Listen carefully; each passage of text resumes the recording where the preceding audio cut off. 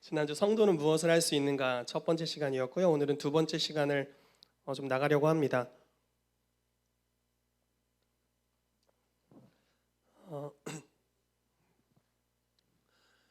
제가 이제 어린이 프로를 잠깐 보게 됐어요. 아이 양육에 관련된 프로를 잠깐 봤는데 이런 얘기를 하는 거예요.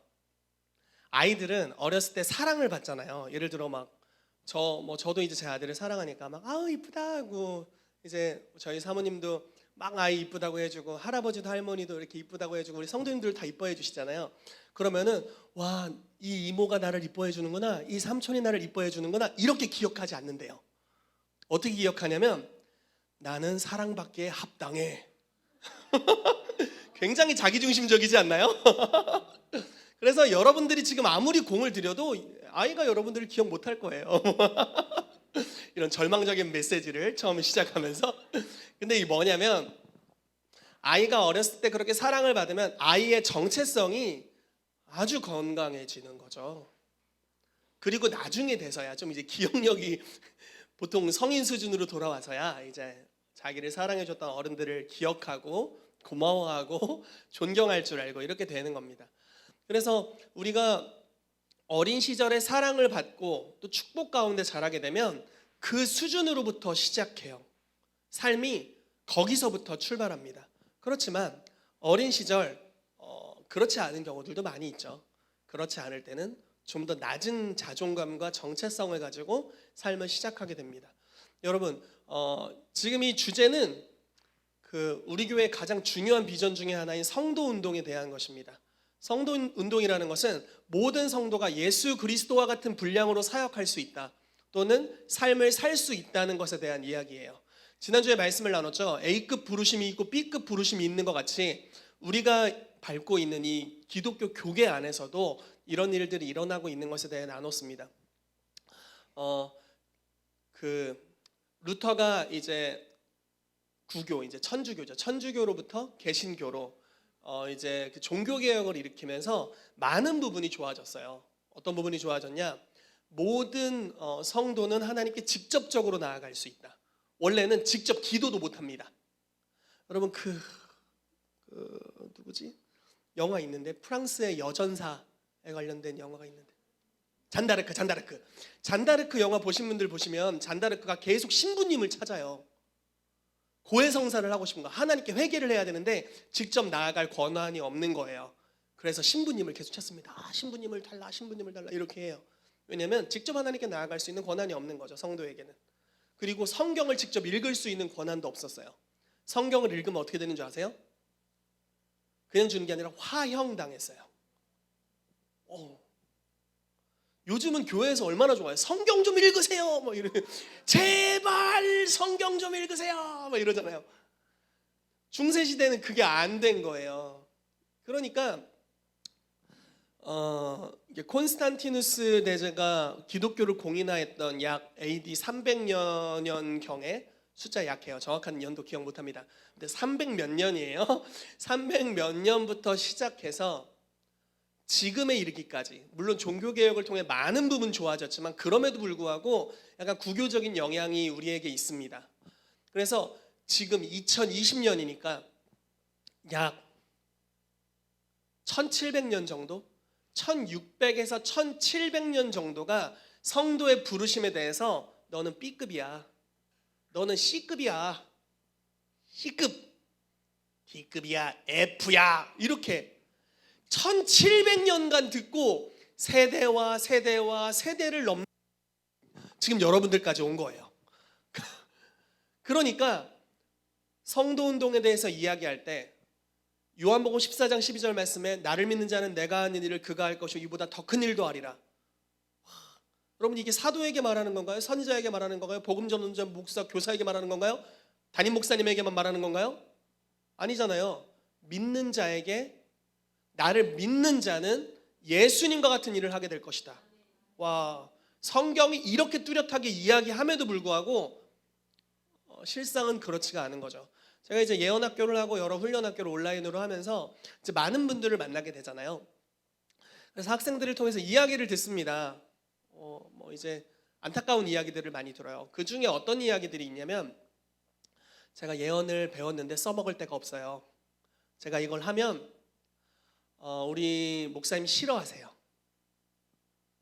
제가 치유가 요즘 나타나고 있는데 그래서 간증을 했어요. 근데 우리 교구 목사님이 싫어하세요. 싫어한대요.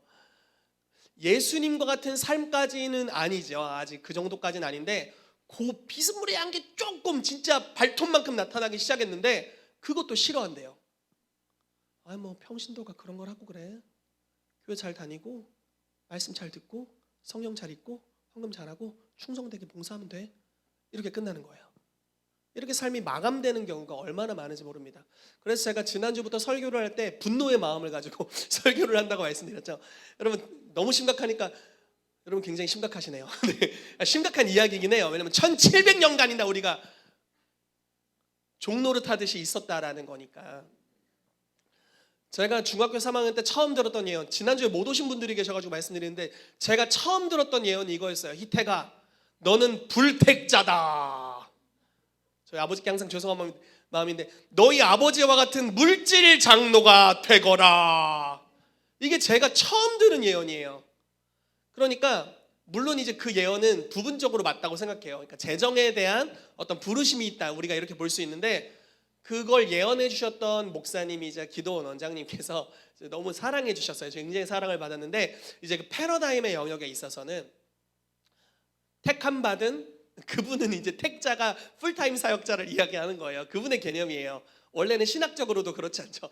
구원받은 자를 이제 택함 받은 자라고 하는데 어찌 됐건 그분의 개념에서는 택자는 이제 목사, 선교사 뭐 이런 사람들이었고요. 불택자는 좀 불택자였는데 불택자는 다른 성도들, 이렇게 이분법적으로 나눠져 있었던 거죠. 여러분, 하나님을 섬기는 것이 인생에서 가장 중요한 일 아닌가요? 믿으세요? 그러니까 여기 있는 거 아니에요? 여러분 여기서 혹시 인맥 때문에 이 교회에 오신 분 계세요? 여기 오면 돈 잘 번다고 해서 오신 분 계세요? 그런 거 아니잖아요. 하나님을 만나고 하나님을 섬기기 위해 우리가 온 거죠. 인생의 가장 중요한 가치라고 믿기 때문에 이 중요한 시간에 우리가 여기 있는 겁니다. 그런데 안타까운 소식을 말씀드리자면 여러분들은 그거에 있어서 비전문가들이 그렇게 배우고 있었다라는 거죠. 그래서 하나님을 경험해도 임재를 느껴도 치유의 역사들이 내 삶에 풀어져도 그것들을 발휘할 수 있는 곳조차 없는 굉장히 안타까운 일들이 교회 안에 많이 벌어지고 있었다라는 겁니다. 6월 달에 양결 목사님을 초대해서 우리가 집회를 합니다. 생명수교회 어떤 교회냐면 제가 진짜 몇 년 전에 한 5, 6년 전에 들었던 소식은 생명수교회 그 당시 성도들이 약 500명 정도 있었고 300명이 사역자들인데, 그러니까 평신도 사역자들이죠. 쉽게 말해 뭐 목사 안수를 받지 않은 사역자들인데 100명이 예언 사역자, 100명이 축사 사역자, 100명이 중보기도자들이었어요. 그 당시 약 5, 6년 전에. 지금은 훨씬 많아졌을 거예요. 성도들도 많아지고 사역자들도 훨씬 많아졌을 거예요. 거기서 오는 거예요. 너무 좋지 않습니까? 그래서 학교장님들 4분이 오시는데 그분이 우리한테 축사도 알려주실 거고 치유도 알려주실 거고 예언도 알려주실 거예요. 사역하는 것도 알려주실 겁니다. 어느 정도로 탁월하냐면 제가 이제 들은 거예요. 양결 목사님 미국에 집회를 가시잖아요. 그러면 혼자 가실 때가 있잖아요.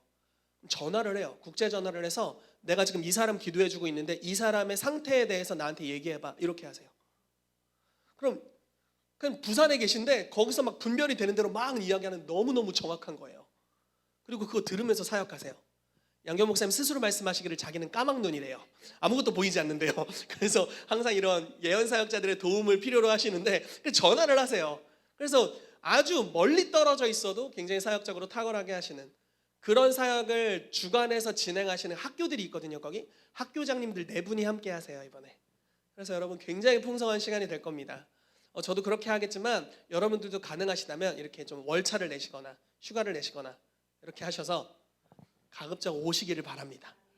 저도 쇼핑몰을 살짝 접고 그 기간에 사역에 좀 집중, 저도 은혜를 받고 또 충전받는 시간을 가지려고 합니다. 그래서 여러분 주변의 분들을 많이 초대해 주시고 또 함께 이런 은혜들을 나눴으면 좋겠습니다. 정말 성도로서 어디까지 갈 수 있는지를 보는, 물론 성경의 분량까지 거기도 지금 가는 중이죠. 어디까지 갈 수 있는지를 볼 수 있는 좋은 모델이 될 거예요.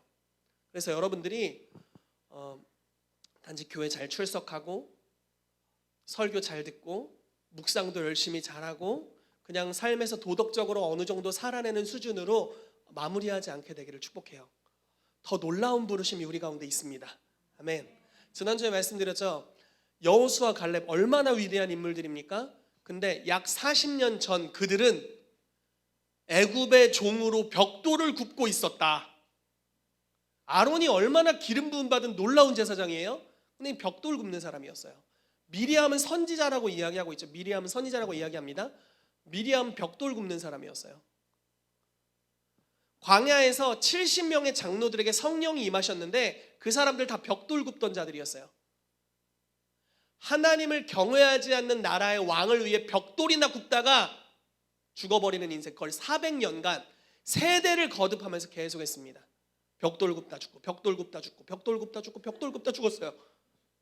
지금 6번 더 해야 되는데 사실 한 10세대는 지났으니까 벽돌 툭 치면 벽돌 탁 나올 것 같아. 평생을 그렇게 살다가 이제 하나님 말씀하시는 거죠. 내가 너희를 택했다. 아브라함을 통해서 너희를 택했고 너희를 불렀고 너희가 장차 가나안 땅을 얻게 될 것이다.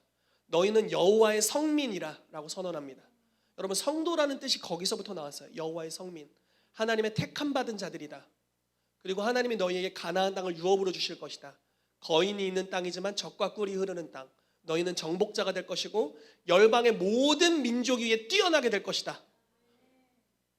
하나님이 불러주기 전까지 그들은 벽돌을 굽는 애굽에서 가장 낮은 계급, 비천한 자들.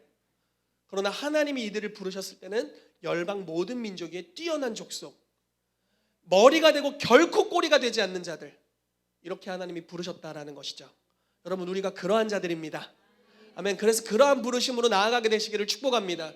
그래서 우리 안에 있었던 정말 1700년간이나 이 교계 안에 머물러 있었던 400년간 애굽의 스피릿으로 살아갔던 우리의 패러다임들이 이 시즌에 저에게도 우리에게도 함께 박살나고 부서지고 새로운 차원으로 지혜와 계시의 영이 임하게 되기를 축복합니다.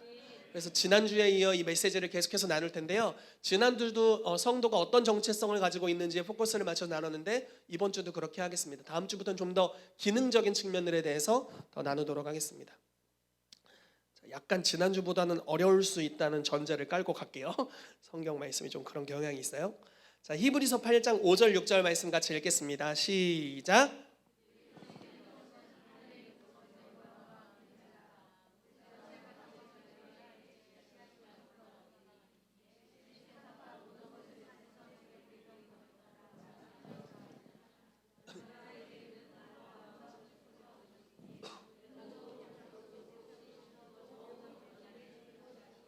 아멘. 아멘. 참 놀랍지 않나요? 자, 예전에 섬기던 것, 그러니까 구약 시대 섬기던 것은 하늘에 있는 것의 모형과 그림자래요. 구약 시대에 일어났었던 모든 일들이 모형과 그림자입니다. 제 아들이 요즘 그 포크를 가지고, 제 아들은 14개월입니다. 포크를 가지고 그 애기 장난감 포크 있잖아요. 포크를 가지고 미트볼 같은 거, 뭐죠? 아무튼 초록색. 아무튼 미트볼 같은 거 이렇게 찍고 막 먹는 놀이 하거든요. 자기 한 입 먹고 이렇게 하다가 저한테도 한 입 주고 막 이래요. 그걸 왜 가르쳐 줄까요? 왜 그 장난감을 줄까요? 나중에 진짜 포크를 쥘 수 있게 하기 위해 주는 거잖아요. 그걸로 이렇게 찝다 보면 진짜 포크질을 할 수 있고 진짜 먹을 수 있겠죠. 구약에 일어났었던 모든 일들이 모형과 그림자적인 사건이었다. 그렇다면 신약은, 저와 여러분들의 시대는 어떨까요? 여러분, 다윗은 그 세대를 향한 하나님의 뜻을 완전히 이루었어요. 그게 모형이에요. 그게 그림자예요. 여러분, 모형이 좋나요? 실제가 좋나요? 여러분, 장난감 과자 먹고 싶으세요? 진짜 과자 먹고 싶으세요? 진짜죠. 장난감 스테이크 먹고 싶으세요? 아니면 진짜 스테이크 먹고 싶으세요? 진짜죠. 구약시대의 어떤 사건들은 실제로 일어났었던 사건이지만 모형과 같은 사건이에요. 그렇다는 건 실제는 더 놀라운 일들이 일어날 수 있다는 전제를 깔고 있는 거죠. 한 세대가 하나님께 완전히 돌아올 수 있었다면, 아주 부분적이었죠. 이스라엘이라는 한 작은 나라, 그 나라 전체가 하나님의 약속이 완전히 이루어진 한 세대를 살아낼 수 있었다면, 여러분, 오늘날은 어떻습니까? 지금 여러분들이 밟고 있는 이 대한민국이라는 땅, 북한, 중국, 일본, 그리고 뭐 중앙아시아, 중동, 유럽, 미국, 뭐 캐나다, 뭐 등 너무 많죠. 남미도 있고 아프리카도 있고 뭐 호주나 뉴질랜드나 이런 지역도 있고, 거기에 다 하나님의 나라가 임할 수 있다라는 거예요. 그 정도 차원의 가능성이 열려 있는 겁니다. 왜냐하면 모형의 시대에도 하나님의 나라가 완전히 임한 것 같은 역사가 일어났었거든요. 그렇다면 오늘날 우리 시대에는 더 많은 것들을 기대할 수 있다라는 거예요. 그런 이야기입니다. 쭉 가보시죠. 더 아름다운 직분을 얻으셨으니, 예수님은 더 아름다운 직분을 얻으셨대요. 구약의 모세보다 또 대제사장이었던 아론보다 더 아름다운 직분을 얻으셨고요, 더 좋은 약속을 세우셨어요. 오늘 이것이 포인트입니다. 자, 흥분해서 여기서 설교를 마쳐버릴 뻔했어요. 자, 이렇게 나눌게요. 더 나은 직분에 대해서, 또 더 좋은 언약에 대해서, 추수의 시즌, 상속자에 대해서 나누도록 하겠습니다. 원래는 그 상속자 이것만 하려고 했었거든요. 왜냐하면 지난주에 5번까지 있었는데 4번까지 하고 이 시간 없어서 이걸 못했어요. 그래서 이번 주는 5번만 해야지 하는데 뭔가 감동이 오지 뭡니까? 그래서 이 세 개가 더 붙었습니다. 별로 듣고 싶어하지 않으시는데 깨알 같은 설명을 한 것 같기도 하고. 왜? 네, 감사해요, 집사님. 감사합니다. 네, 별로 듣고 싶어하지 않는데 왜 그걸 얘기하는 걸까? 뭐 약간 이런 표정도 있으셔가지고.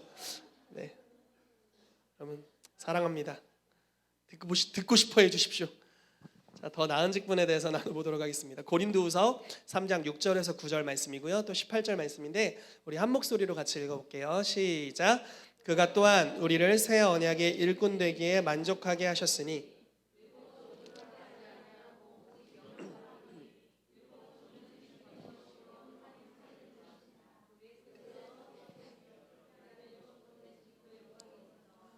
이스라엘 자손들은 모세의 얼굴에 없어질 영광 때문에도 그 얼굴을 주목하지 못하였거든. 하물며 영의 직분은 더욱 영광이 있지 아니하겠느냐. 정죄의 직분도 영광이 있은즉 의의 직분은 영광이 더욱 넘치리라. 아멘. 자, 다음 읽겠습니다. 우리가 다 수건을 벗은 얼굴로 거울을 보는 것 같이 주의 영광을 보매 그와 같은 형상으로 변화하여 영광에서 영광에 이르니 곧 주의 영으로 말미암음이니라. 아멘. 자, 우리는 새 언약의 일꾼입니다. 우리 옆에 사람과 인사합시다. 당신은 새 언약의 일꾼입니다. 아멘. 아멘. 우리 앞뒤 사람과도 인사합시다. 당신은 새 언약의 일꾼입니다. 아멘. 새 언약입니다. 새 언약. 아, 이것도 TMI일 것 같아서 진짜. 저희 형 이름이 헌택입니다. 그래서 저희 어머니가 항상 저를 새택이라고 불렀습니다. 예. 여러분들 마음의 소리가 들려요. 그만하시라고. 네, 설교 마저 할게요. 자, 우리가 새 언약의 일꾼입니다. 그럼 옛 언약이 있다는 거죠. 옛 언약의 일꾼의 대표는 누구였냐면 모세였습니다. 모세는 대표였어요. 그리고 모세는 하나님의 등판을 본 자, 하나님의 영광을 본 자였는데 하나님의 등을 보았습니다. 그리고 이 등을 어떻게 하셨냐면 그 당시엔 시대적으로 그분의 영광을 직접 만나면 죽었어요. 너무 강력해서 그 구약 시대적으로는 견뎌낼 수가 없습니다. 그러니까 하나님이 의도적으로 가리셨어요. 여호와의 손으로 모세를 가리시고 바위 틈에 두시면서 모세를 가리시고 싹 지나가면서 내 등판만 봐라 이렇게 등 보여주면서 가셨어요. 근데 그걸 본 것만으로도 얼굴에서 하나님 수준의 광채가 났다라고 이야기해요. 그게 옛 언약의 직분, 그리고 정죄하는 직분. 정죄하는 직분이라는 것은 율법은 모든 사람을 죄 아래 가두잖아요. 여러분 율법 지켜서 의로움 받으실 분 여기 안 계시잖아요. 다 거기잖아요. 우리 수준이 비슷하지 않습니까? 그러니까 그 정죄하는 직분도 이와 같이 영광스러웠다라는 거죠. 그러나 의의 직분, 우리는 신약 시대 모든 성도들은 의의 직분을 가지고 있는데 이 의의 직분은 어떤 것이냐? 다른 이들을 의로움을 가지고 정죄하는 것이 아니라 의를 나누어 주는 직분이에요. 너희가 네 죄든지 사하면 사하여질 것이다. 이런 수준의 직분이에요. 여러분들이 복음의 말씀을 전하지 않으면 누구도 용서받을 수 없어요. 그런 직분이에요.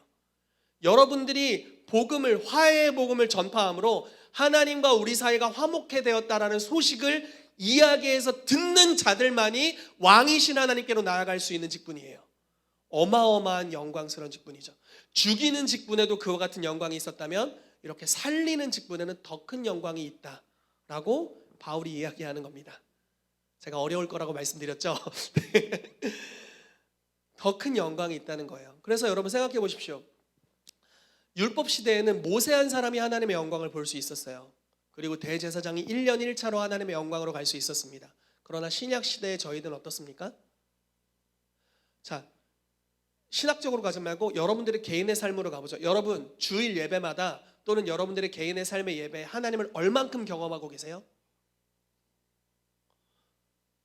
모형보다 더 경험하고 있습니까? 모세가 등판을 본 것보다 더 실제로 경험하고 있나요? 네, 아멘, 아멘. 이것은 거의 뭐 신앙을 끌어모아서 의지를 담은 아멘이죠.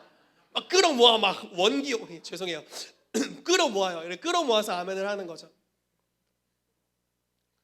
그 정도 분량까지 못 가는 경향이 있잖아요.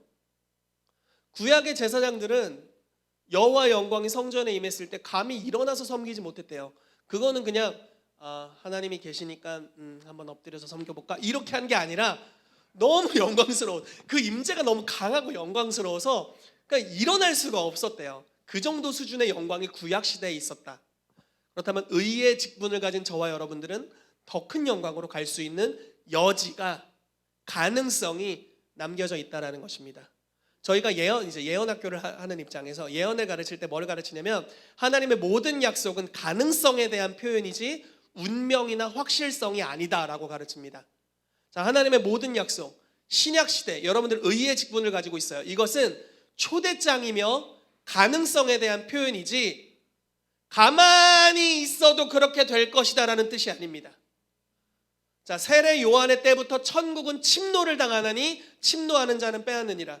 신약 시대는 침노하는 자, 자발적으로 그 영역으로 나아가는 자는 그걸 취합니다. 그러나 가만히 있는 자는 아무것도 얻지 못합니다. 아까 세 가족 이걸 막 읽었잖아요. 제가 준비해 와서 환영사를 읽었습니다. 읽으면서 뭘 얘기했냐면 자발적으로 세 가족 반에 들어오셨다 이렇게 말씀드렸어요. 약간의 강요 비스무리한 느낌은 있지만 결코 우리 교회는 다 자발적입니다. 앞에 써놨잖아요. 막 세 가족 환영 하세요 이렇게 하지만 자발적으로 할 수 신청하실 수 있어요. 그래서 자발적으로 가능한 거예요. 하나님의 나라는 누가 강요해서 들어올 수 있는 곳이 아니에요. 모세보다 더 큰 영광으로 나아갈 수 있는 여지가 열려 있는데 자원하는 자는 침노하는 자는 누구든 얻게 될 것이다 라는 것입니다. 여러분 갈망하는 은혜가 있게 되길 축복해요. 하나님이 나를 부르신 그 부르심의 완전한 차원과 지금 나의 현재의 삶과의 그 어마어마한 갭에 대해서 엄청난 불만족이 있게 되시기를 축복합니다. 무슨 말씀인지 이해되시죠? 나는 왜 이렇게 살고 있는 거야? 이렇게 되길 축복해요. 그래야 우리가 그 영역으로 가는 거죠. 그래서 의에 줄이고 목마른 자들이 천국이 저희 것입니다. 그래서 가난한 자들이 천국이 저희 것이에요. 애통하는 자들이 천국이 저희 것이에요. 지금의 삶에 대해서 주님 이게 다는 아니죠. 저는 더 경험할 수 있습니다. 목마른 자들이 결국은 얻게 됩니다. 바울은 정말 성숙한 사람이었죠. 뭐라고 말하냐면 난 아직도 내가 다 이루었다고 여기지 않는다. 그게 말년의 고백이에요. 이게 난 아직도 내가 다 이루었다고 여기지 않아. 나는 예수 그리스도께 사로잡힌 바 된 그것을 잡으려고 지금도 표대를 향해 달려가고 있다라고 말하고 있어요. 바울 얼마나 막 3층 천에 막 14년 전에 올라갔다 왔대요. 천국에 올라갔다 오고 비밀한 것들을 들었고 지식으로 성경을 쓴 게 아니라 계시로 다 받았어요. 계시로 받았어요. 복음에 대해서 하나님 음성을 들었다는 거죠. 어마어마한 하나님의 사람이죠. 그리고 그분이 가는 곳마다 엄청난 기적들이 심지어 쓰던 손수건만 얹어도 살아나고 자기 설교를 듣다가 위층에서 떨어져서 돌아가신 분도 기도해 줬는데 치유되고 살아나고 이런 일이 있었어요. 설교를 얼마나 길게 하셨나? 네, 엄청 길게 하셨나 봐요. 그래서 졸다가 2층에서 떨어져 가지고 죽었는데 즉각 살아나는 역사들도 일어나고요. 심지어 뱀에 물렸는데도 죽지 않았어요. 그런 하나님의 기적의 사람, 그 사람도 말하기를 나 아직 다 가지 못했다. 난 지금도 목마르다. 난 지금도 추구하고 있다라고 말하고 있다라는 겁니다. 여러분, 우리 교회 참 좋은 교회인데 아직 목마릅니다. 못 갔어요. 한참 못 갔어요. 저는 이 교회가 나라 단위로 변화시킬 수 있는 기적으로 가길 원해요. 여러분, 이사야서 66장 말씀에 어찌 나라가 하루 만에 태어나겠느냐라고 질문을 합니다. 그런데 그 다음 구절이 바로 태어났다 이렇게 말합니다. 예언이에요. 예언. 이사야 66장의 예언입니다. 나라가 하루 만에 구원받을 수 있는가? 그럴 수 있다라고 이야기하고 우리를 향해서 가능성을 열어둡니다. 시편 2편 말씀에 내게 구하라. 내가 너에게 유업을 줄 건데 열방을 너의 유업으로 주리라. 너의 소유가 땅끝까지 이르리로다. 아멘. 여러분, 여러분들은 어디까지 구하고 계십니까? 내 마음이나 좀 어떻게 됐으면 좋겠어요. 여기서 머물지 마세요, 여러분. 물론 하나님의 나라는 우리 마음으로부터 시작합니다. 의와 평강과 희락이 우리 마음에서부터 시작하죠. 먹고 마시는 것부터 시작하는 게 아니라 여기부터 시작하는데, 근데 이게 번져가는 거예요. 여러분, 희락이 임하면 티가 나겠어요, 안 나겠어요? 희죽희죽거리고 있는데 안 날 수가 없죠. 티가 나게 되어 있어요. 그래서 이제 번져가기 시작하는 거죠. 그런데 우리의 궁극적인 목적지는 어디까지 갈 수 있냐? 열방까지 갈 수 있다는 거예요.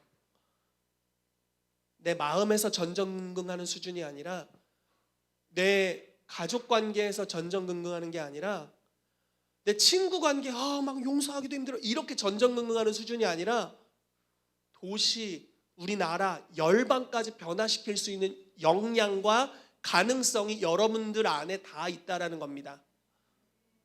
예전에 그런 얘기 해드렸잖아요. 그 코끼리 동물원에 어렸을 때 잡아와가지고, 어린 코끼리 얼마나 귀엽겠어요. 코끼리가 그걸 큰 기둥에 밧줄로 다리를 묶어 놓습니다. 클수록 그냥 내비두는 거예요. 그 똑같은 기둥에. 그럼 거기서 서커스 공연을 합니다. 코끼리가. 어느새 기둥보다 더 커졌는데도 거기서 벗어나지 못하고 평생을 살아요. 저는 오늘날 성도님들의 모습이 이러지 않을까 싶어요. 우리는 어떻게 배운 줄 아세요? 우리는 제 마음 하나도 컨트롤하기 어려운 사람으로 배웠어요. 죄인이라 아무것도 할 수 없는 자, 주님 도와주십시오. 여러분, 교회 장로님들, 죄송해요, 장로님들을 비방하는 게 우리 아버지 장로님이라 비방하는 게 아닙니다. 일반적으로 교회 와서 하는 기도가 다 똑같아요. 대표 기도가 주여 알고 지은 죄 모르고 지은 죄 다 회개합니다. 오늘도 세상에서 죄를 짓다 주의 전 앞에 나왔습니다. 용서해 주십시오. 물론 회개가 필요하고 너무 좋은 기도입니다. 그렇지만 언제나 그것이 반복될 수는 없는 거예요. 훨씬 더 거룩하고 완전하게 살아갈 수 있는 가능성이 이미 열려 있어요.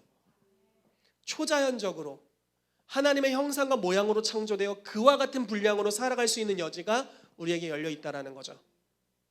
내가 스스로 계속 그런 기도와 내용들을 들으면서 나는 죄도 이길 수 없구나. 나는 내 자신도 변화시킬 수 없구나.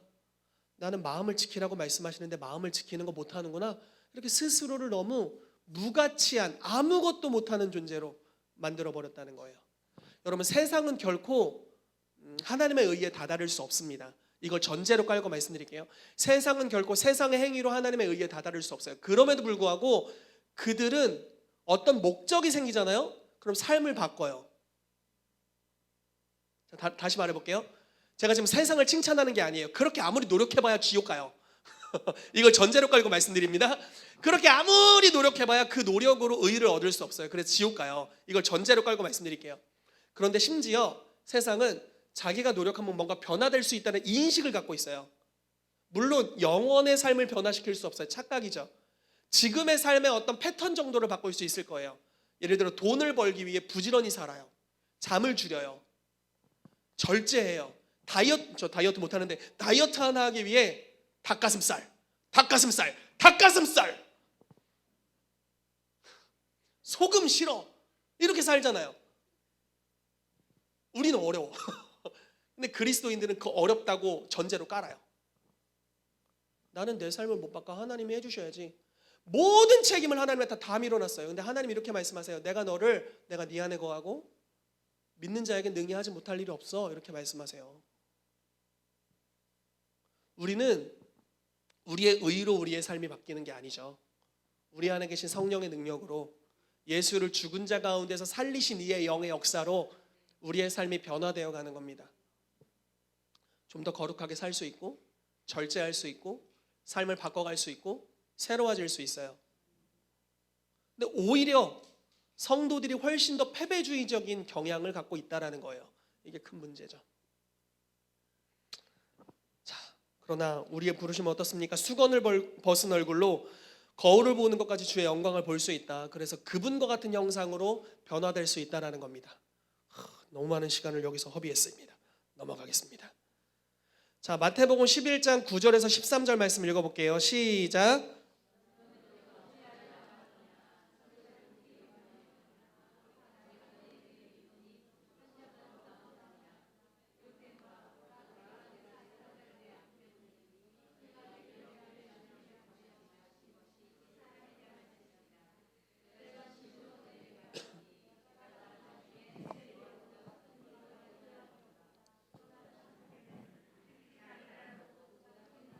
세례 요한의 때부터 지금까지 천국은 침노를 당하나니 침노하는 자는 빼앗느니라.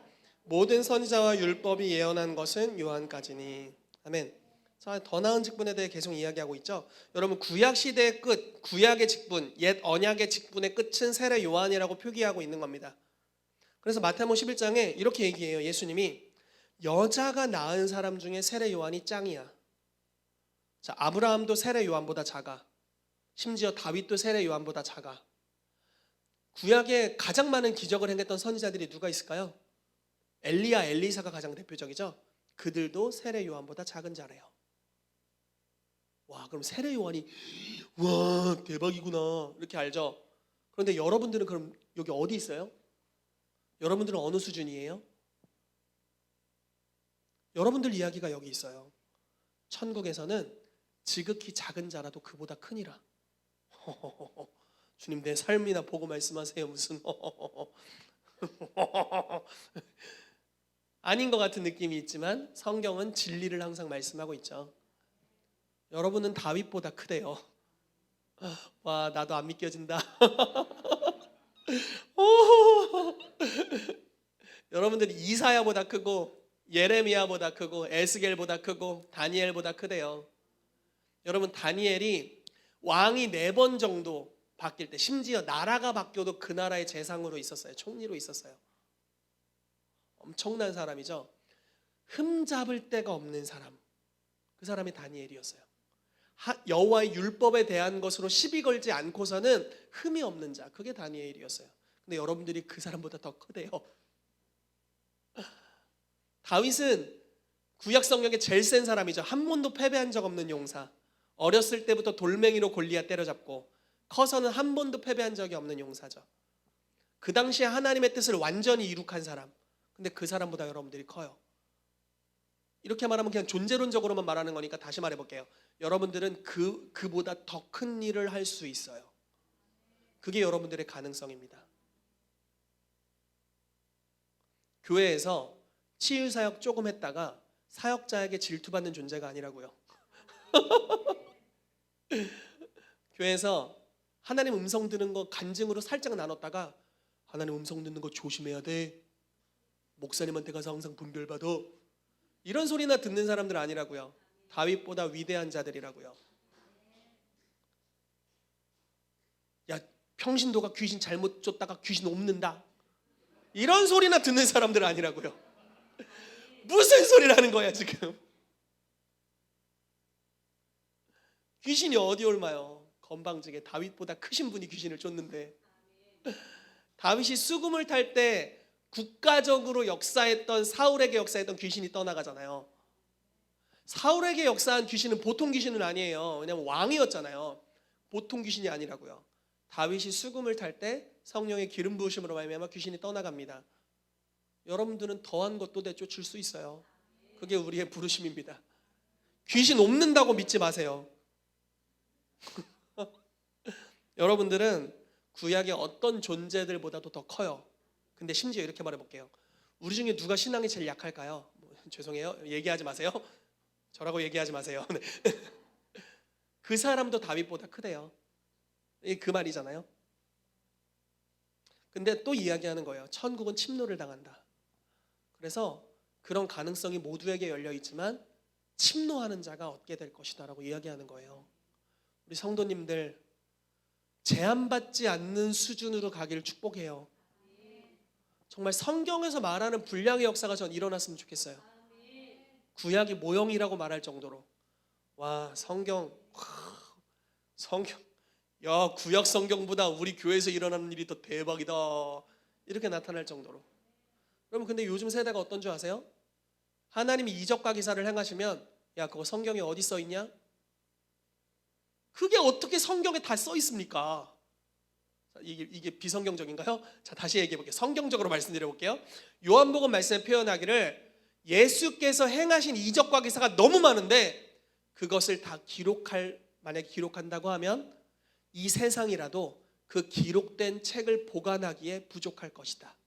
이게 사도 요한이 기록한 요한복음에 써 있는 말입니다. 그러니까 그걸 어떻게 다 써 있지도 않은 게 일어나야죠. 아멘. 1994년도에 토론토에 부흥이 터졌는데 정말 특이한 일이 많이 일어났는데, 그 중에 정말 특이한 일이 뭐였냐면 의자에 앉아 있었던 사람들에게 성령이 임하셔서 하늘로 떴대요. 그리고 두 자리 뒤에 가서 떨어졌대요. 참 다행이죠. 땅바닥에 안 떨어져서 붕 쿵 붕 쿵 이런 일이 일어났대요. 의자가 다 부서져 있대요. 그 교회는 다 튕겨가지고 팝콘이야, 팝콘. 교회 이름을 팝콘 교회로 바꿔야 돼. 말도 안 되는 일이 일어난 거예요. 근데 그 교회를 비방하는 책이 100권이 넘어. 그게 성경에 어디 써 있었니?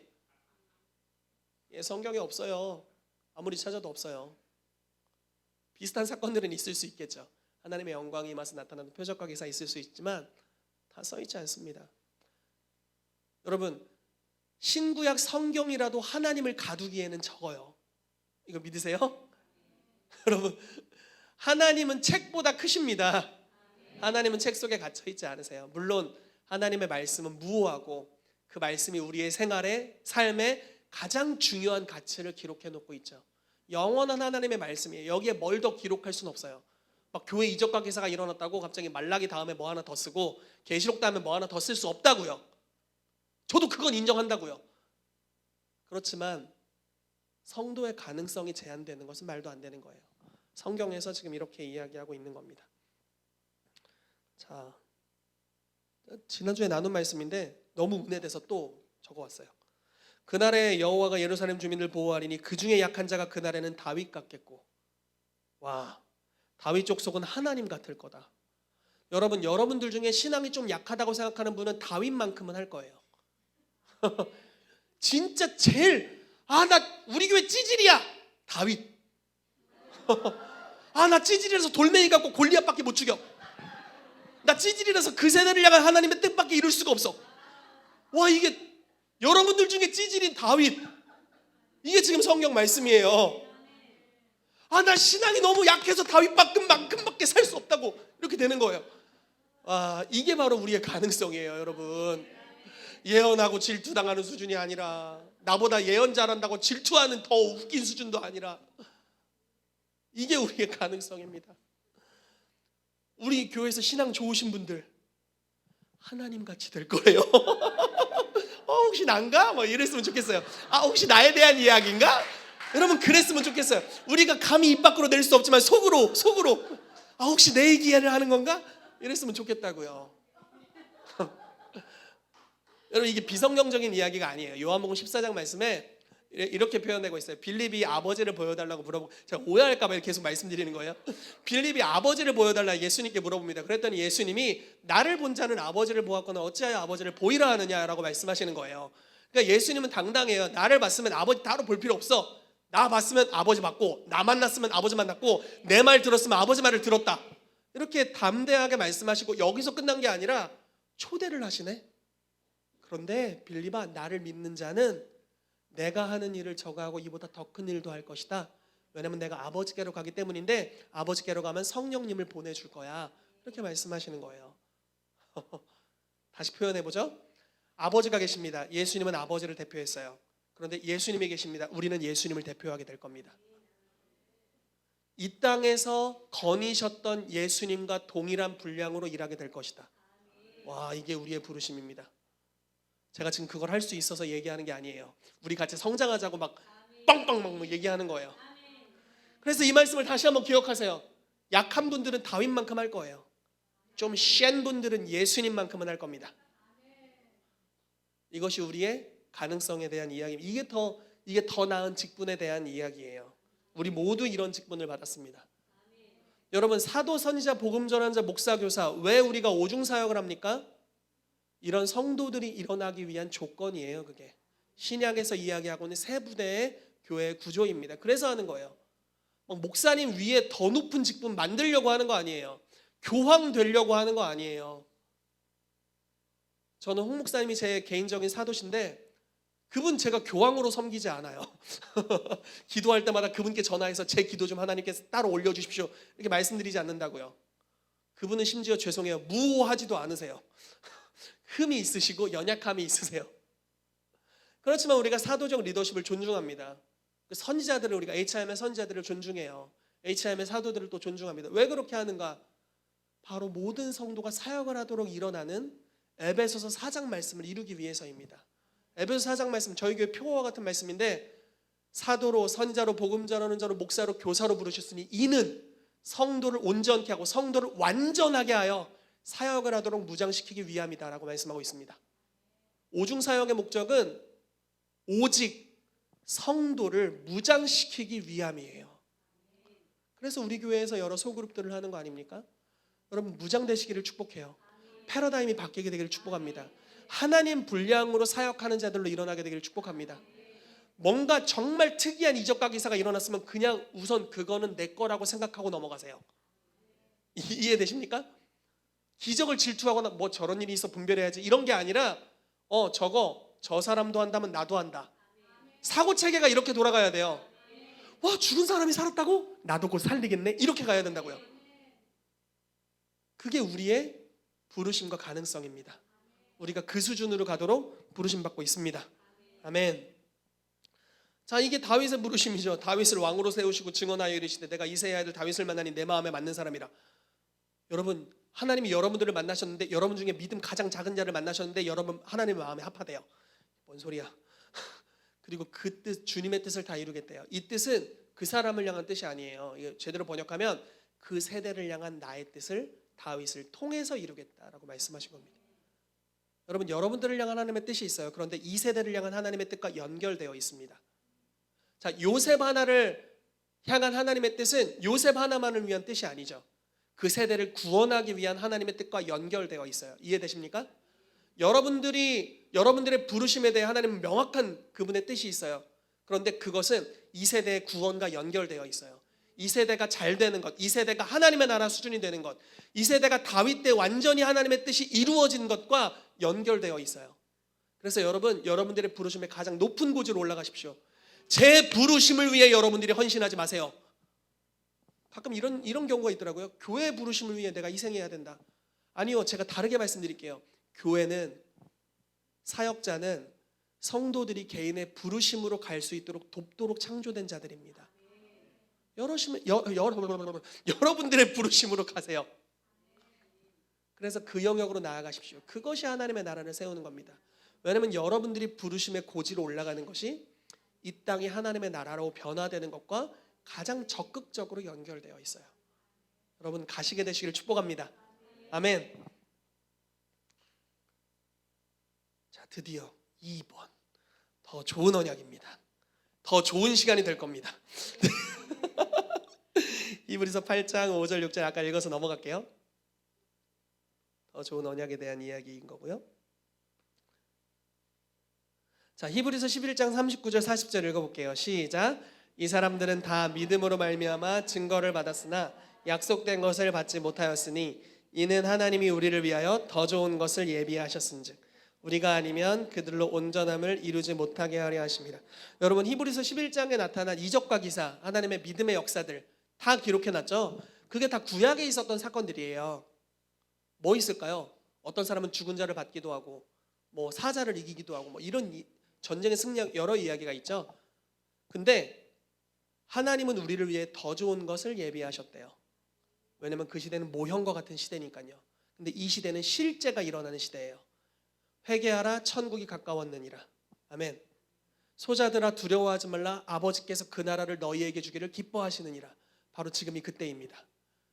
모형과 같은 시대로 끝나는 게 아니라 좋아졌다가 다음 왕 때 다시 타락하는 시대가 아니라 하나님의 나라가 한번 임하게 되면 점점 더 번성해서 땅끝까지 퍼져나가게 되는 그 나라입니다. 그리고 그 결국에 예수님이 재림하실 거예요. 하나님의 나라가 퍼져가는 시대에 우리가 살고 있다는 겁니다. 더 좋은 시즌이죠.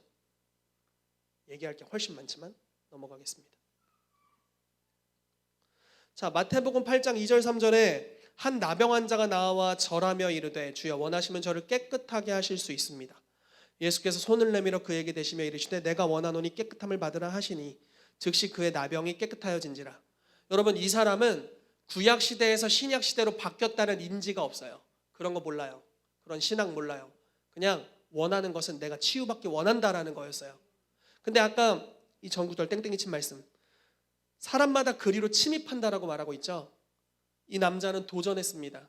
침입했어요. 죽을 수도 있어요. 원래 부정환자가 정환자를 만지면 정환자 부정해지고 이 사람 돌에 맞아 죽습니다. 근데 침노했어요. 혹시 예수님이라면 날 고칠 수 있지 않을까? 그랬더니 예수님이 손을 확 대버리네. 구약시대라면 예수님이 부정해져야 되는데 오히려 이 사람이 깨끗해져 버렸어요. 혈루증 앓는 여인 똑같은 사건이에요. 이 사람 구약의 예로는 부정한 자입니다. 그러나 부정해지지 않아요. 예수님이 부정해지지 않아요.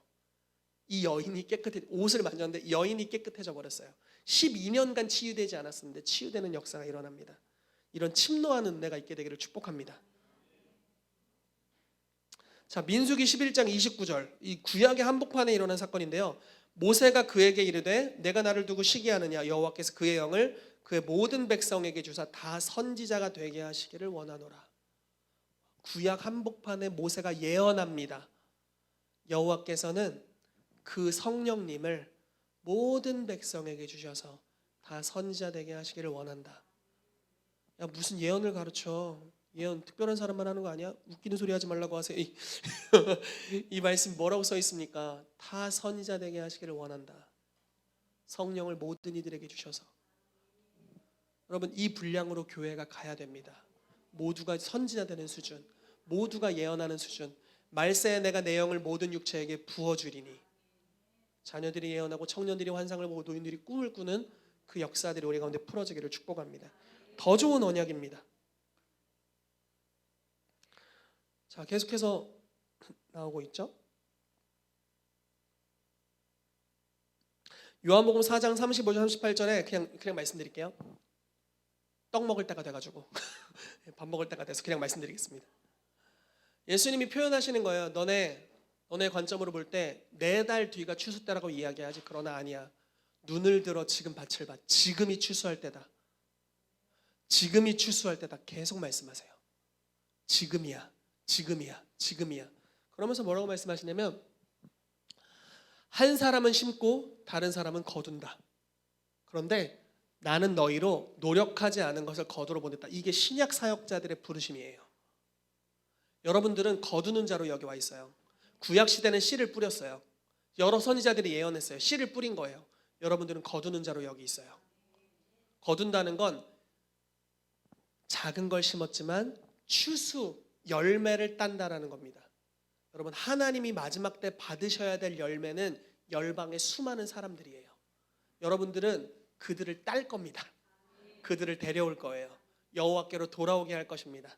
그것이 더 좋은 언약의 시즌이에요. 자, 보시죠. 아까 나라에 대한 이야기했죠. 같이 읽어보겠습니다. 시작. 시온은 진통을 하기 전에 해산하며 고통을 당하기 전에 나만. 자, 멈춰주세요. 와, 우리 출산할 때 이러면 얼마나 좋아. 진통이 안 오네? 애 낳았어. 이거예요 지금. 제 아내는 이틀인가 3일인가를 진통했는데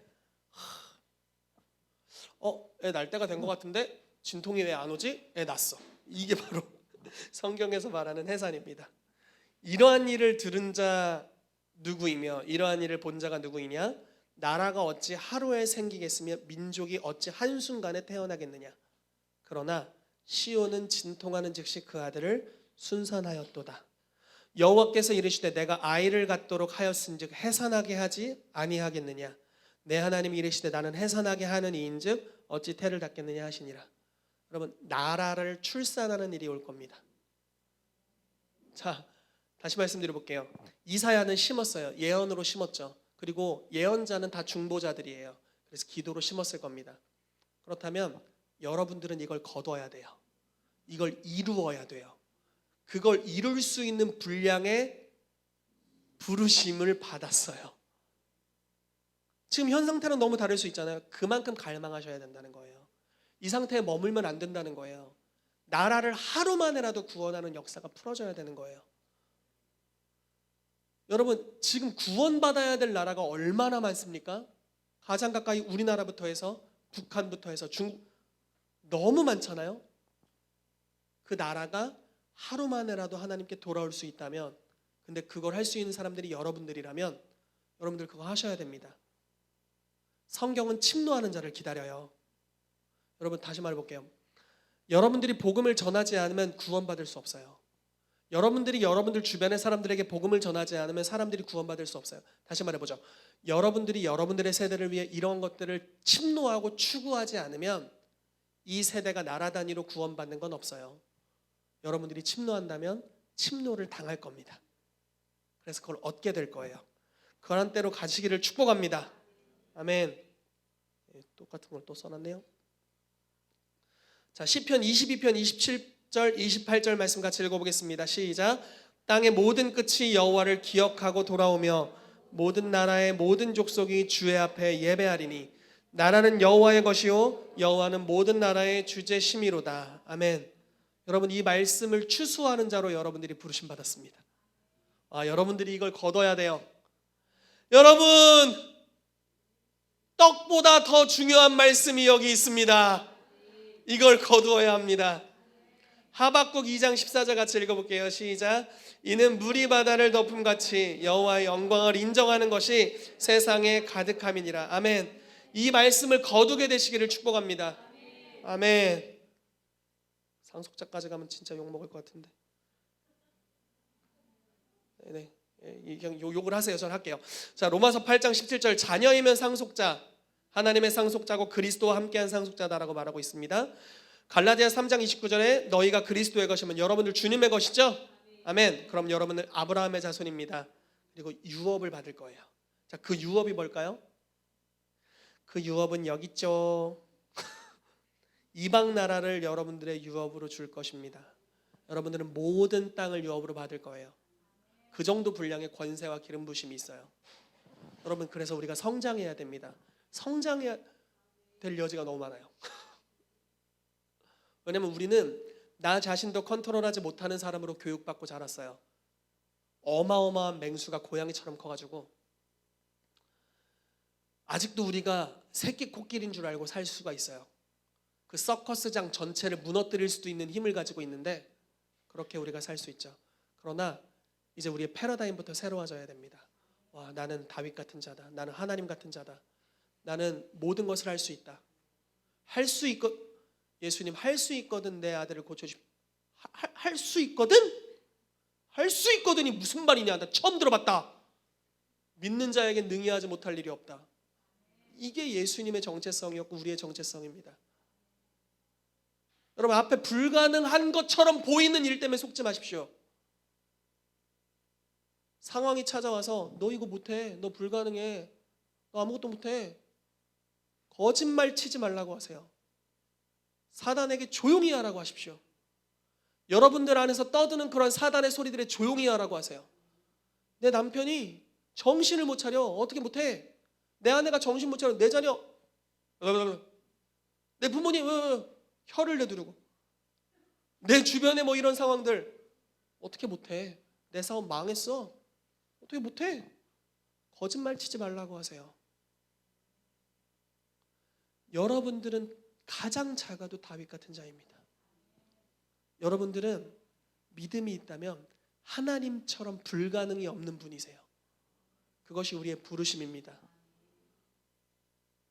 물론 지금이 그 수준이라는 게 아니라 그게 우리의 부르심이라고요. 그런 정체성으로 불러졌다고요. 그럼 아이에서부터 자라는 거예요. 우리가 아직 그게 잘 믿어지지 않다면 우리가 아이일 겁니다. 아이로부터 커가는 거예요. 여러분, 모든 동물의 새끼들은 다 귀엽습니다. 맹수의 새끼도 귀여워요. 그러나 좀만 크면 길들일 수가 없습니다. 사자를 길들일 수가 없죠. 그런 것 같이 여러분들도 길들여지지 않는 자들이 되시기를 축복합니다. 지금 그 귀여운 분량으로부터 우리가 하나님의 말씀을 먹으며 자라나게 될 것입니다. 그러나 우리가 점점 더 자라날수록 열방을 주님께 유업으로 올려드리는 하나님 같은 성도들이 될 것을 예수 그리스도의 이름으로 축복합니다. 아멘. 같이 기도하겠습니다.